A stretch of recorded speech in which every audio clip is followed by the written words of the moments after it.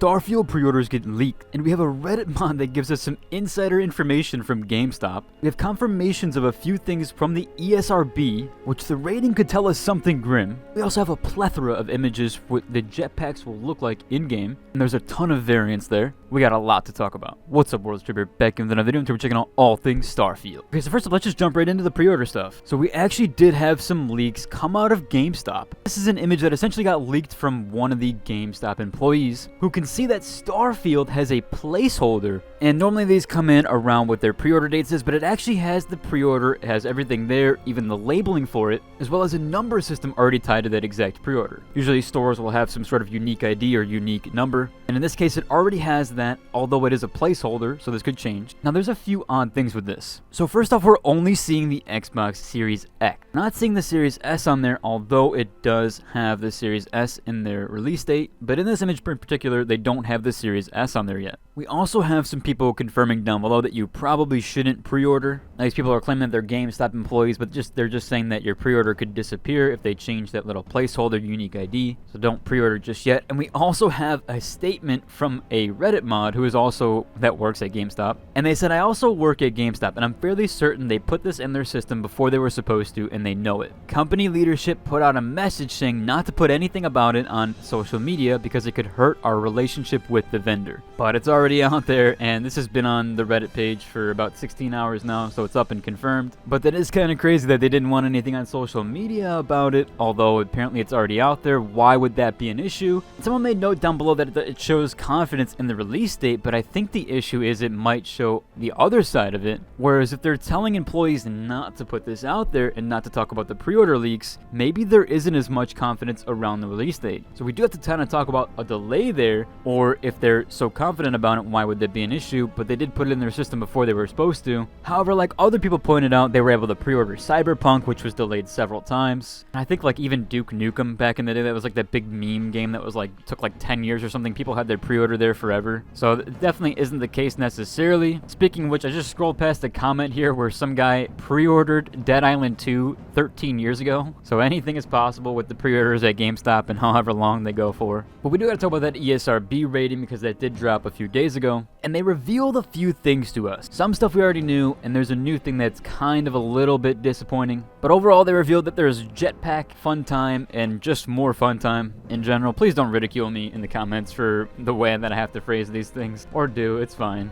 It's just the way it is. That's just the way it is.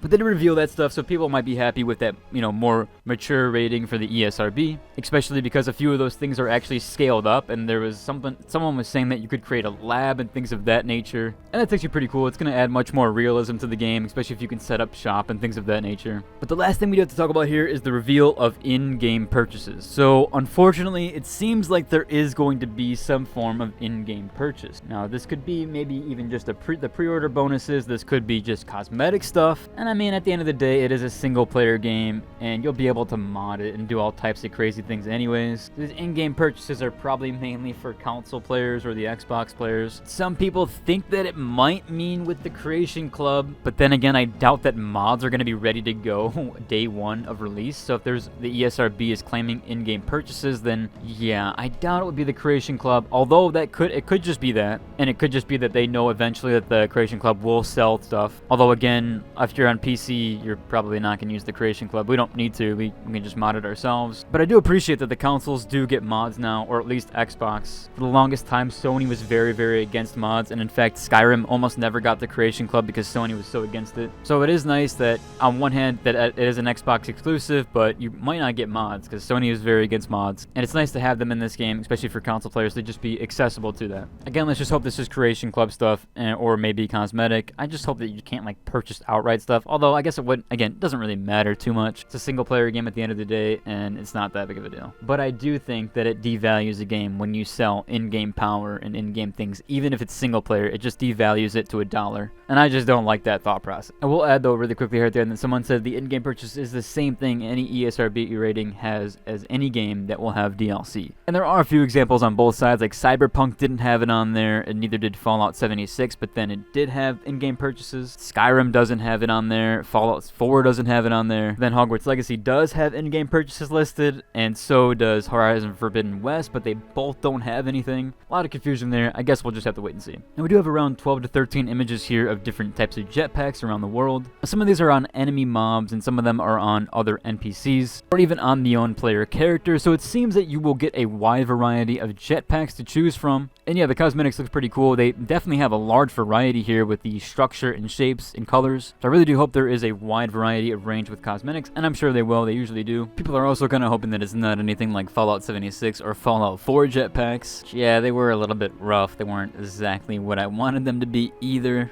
They just felt a little underpowered. I hope that this game provides you a lot of verticality, as others have said too. But it's cool to see a good variety of jetpacks, as it could allude to other variety within the game itself.